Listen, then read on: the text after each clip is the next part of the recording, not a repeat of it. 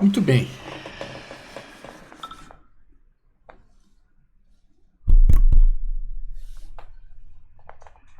Muito bem. Então vamos lá. Olha só.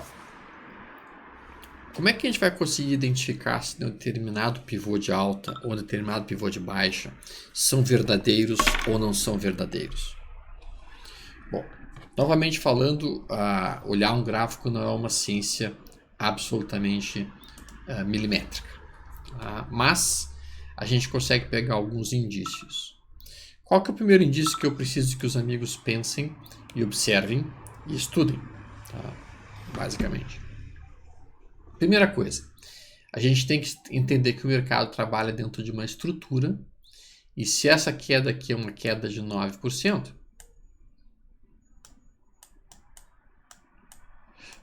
é muito provável que a próxima queda também seja 9% e que a próxima também seja 9%. Agora, se essa queda for de 9%, um repique de 3%, uma queda de 9%, um repique de 3%, e essa queda aqui for, por exemplo, 19%, ou seja, uma queda muito mais ampla do que as quedas prévias, isso pode ser o primeiro sinal de que o mercado esteja esgotado na ponta da venda, que tenha feito a última cavalgada da brigada ligeira, em que simplesmente os caras se esforçaram o máximo possível para vender tudo que podiam e agora não tem mais ninguém disposto a vender. E daí a gente mensura o repique. Se o repique for um repique de 3%, igual aos repiques anteriores, e aí formar um pivô de alta, o mais provável é que esse é um pivô de alta falso. A gente vai até usar isso aqui para pensar em fazer uma venda se aparecer um trap e poder fazer uma operação vendida. Agora, se este repique aqui, que é o primeiro movimento de alta dentro de um possível pivô, for mais do que o dobro do tamanho dos repiques prévios, isso imediatamente desperta em mim a impressão de que, cara, quem estava vendido deve estar pensando, putz, eu tinha que ter recomprado aqui, eu tinha que ter comprado aqui, eu tinha que ter comprado aqui, o troço já subiu muito, o próximo recuo que fizer eu vou recomprar. Então, se o arrependimento dos vendidos entrou no mercado, a chance de que isso aqui seja um pivô de alta verdadeiro aumenta radicalmente, brutalmente, eu diria. Então, sempre meça a amplitude das pernas de alta e a amplitude das pernas de baixa. E a tendência ela vai começar a mudar quando?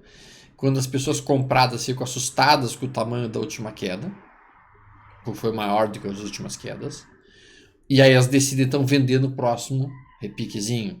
Ou, se elas estão vendidas, elas ficam assustadas com a intensidade da última alta, que foi muito maior do que as altas prévias, e delas pensam em recomprar no próximo recuo, que é o caso de um pivô de alta, no caso verdadeiro. Ok? Muito bem. Uma tendência de baixa ela vai mudar quando? Quando as pessoas vendidas ficaram apavoradas com a intensidade da última pernazinha de alta, e isso automaticamente faz com que elas pensem em recomprar qualquer próximo recuo que ocorra. E isso traz compradores antes que o mercado teste o último fundo. E daí automaticamente a gente consegue entender o que o mercado está fazendo. Percebam que uma das sensações mais desagradáveis que existe na existência de um ser humano é o medo. Tá? O medo ele surge basicamente pela percepção de perigo, que pode ser o perigo real ou pode ser um perigo imaginário. O que vai mover o mercado? O que vai mover o mercado? O que faz os preços subirem? O que faz os preços caírem?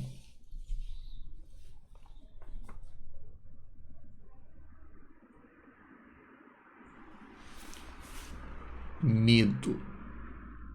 Os preços caem porque quem está comprado fica com medo de entregar parte do seu lucro e enfia a ordem de venda numa intensidade maior do que os compradores querem comprar.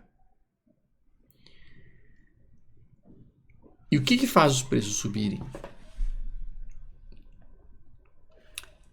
Medo. Medo de que os preços subam sem que você esteja dentro do barco. Isso se chama o medo de missing out, ou seja, fear of missing out, FOMO. Eu tô com medo de que esse troço vai subir e eu não tô comprado, então eu vou lá e compro. Então, se você entender isto enquanto mentalidade no mercado, que o mercado é movido por medo, tá? Olha o tamanho desse repique, 8%. Olha o tamanho desse repique, 8%. Olha o tamanho desse repique, 13%. Este repique aqui causou medo nos vendidos. Todo mundo que estava vendido pensou, cara, acho que essa baixa aqui morreu. Acho que não tem muito mais condições de continuar caindo. Sabe o que eu vou fazer? Eu vou recomprar assim que acontecer o próximo recuo. E daí quando acontece esse novo recuo, os compradores aparecem antes do último fundo. E daí a gente forma um pivô. Ainda assim, eu costumo não comprar este rompimento. Eu prefiro esperar o pullback e comprar o pullback. Pullback, pullback, pullback. Eu gosto de comprar fundos de uma tendência de alta. Eu não compro rompimento. Eu não compro rompimento e eu não compro rompimento.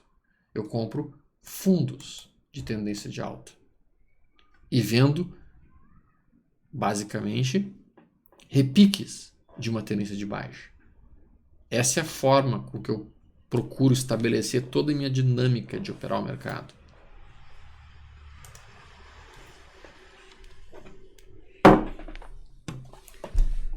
Nunca compre longe de um suporte.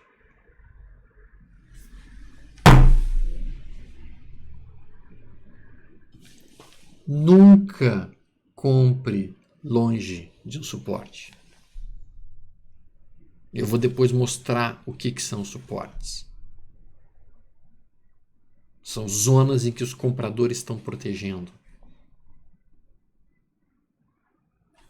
Nunca compre longe de um suporte.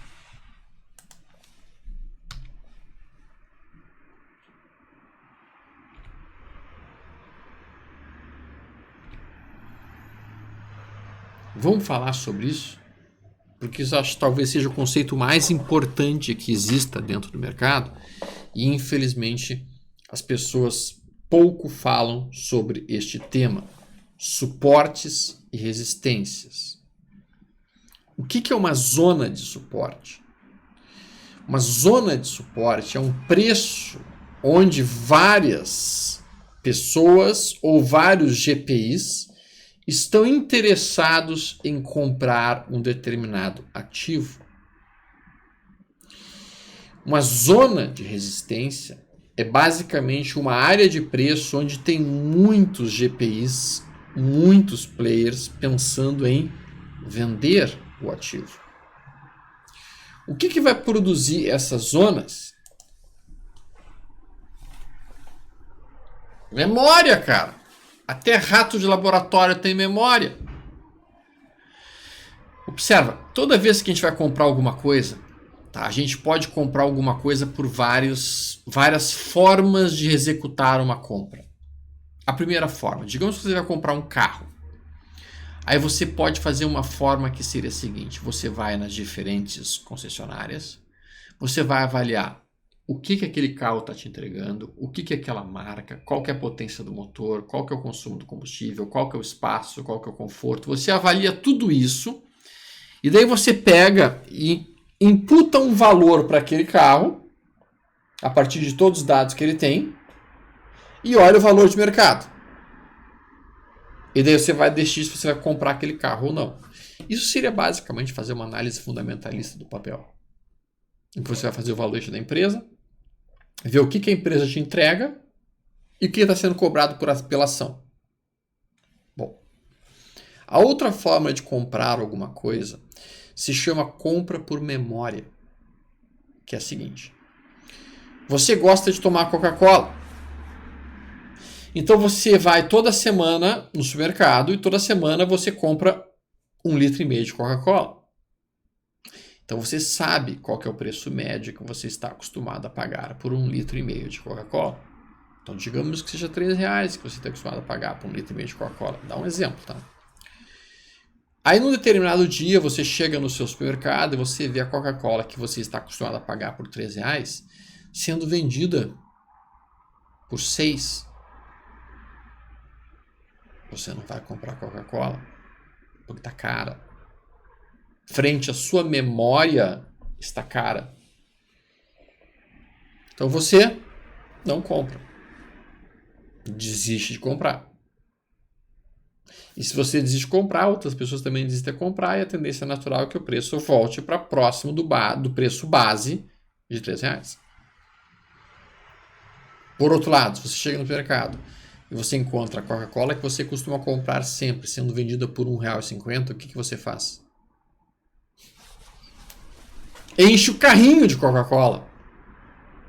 Porque a sua memória está te dizendo que aquele produto que você gosta de comprar, que você acha que é válido, está muito barato frente ao seu preço de memória. E qual que é o outro ponto de possível compra que as pessoas fazem?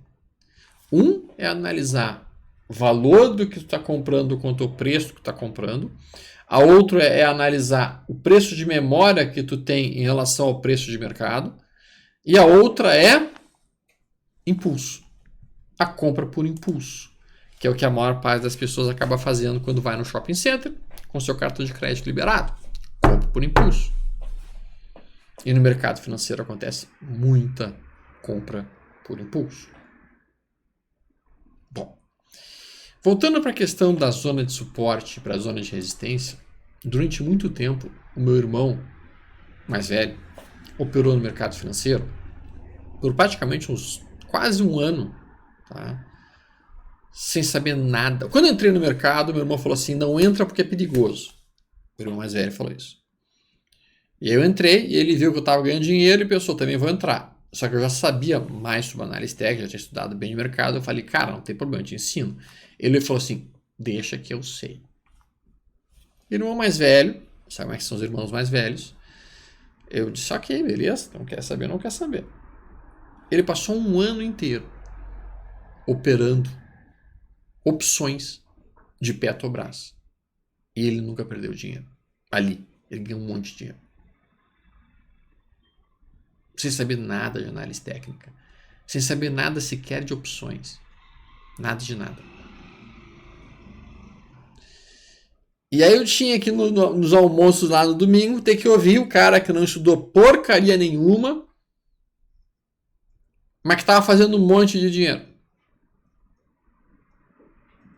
Sabe o que ele fez?